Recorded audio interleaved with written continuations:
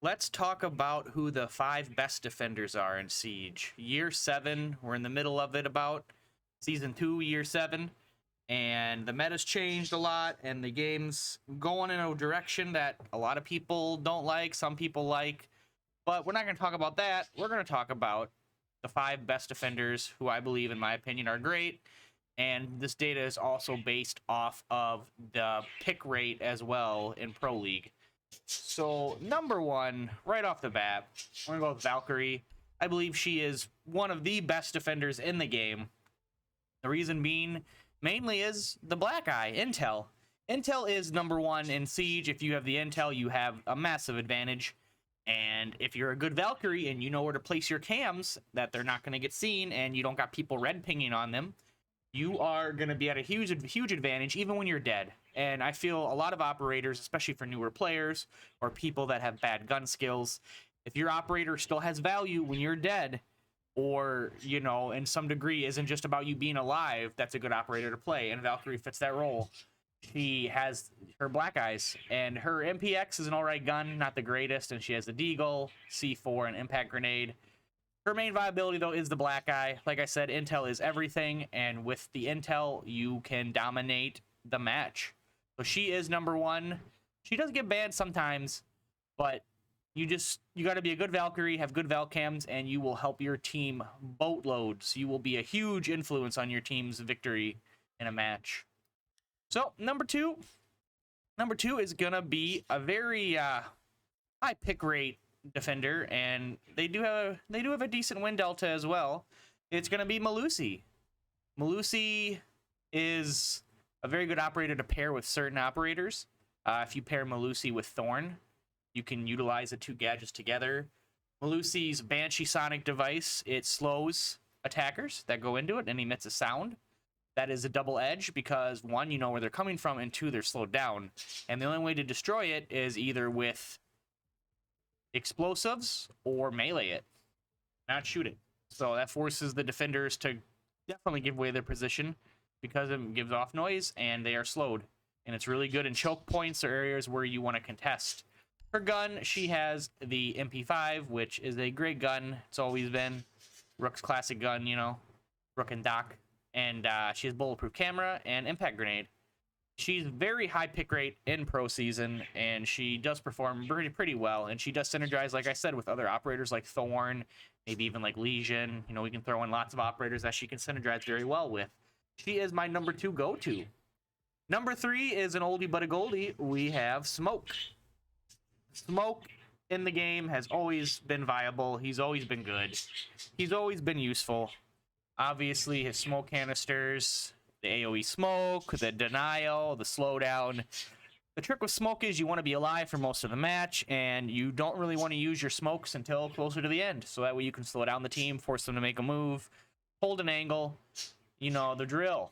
He's got his M590A1 shotty. Nobody really uses FMG9 on him. And then, of course, SMG11. This is kind of the combo you want to roll with when you are playing him. Probably deployable shield over the barbed wire. But yeah, he's still very strong. Still has a pretty good presence in the higher ranks and in Pro League. And he does good. I think he's a good choice. I think he still hasn't fallen off, and he still holds his ground. Now we're going to look at my 4th pick, which who's it going to be? It's going to be Kade. Kade is just all around, in my opinion, a better bandit. I mean, yeah, he can't cover as much ground, but if you use his ability smart, you can prevent a lot of problems that you run into with bandit.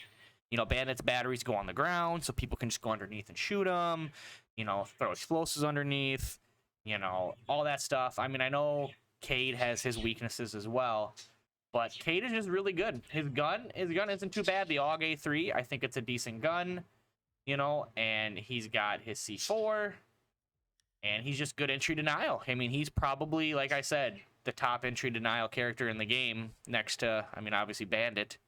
But he's going to hold your hatches. He's going to hold some walls that you might not be able to get.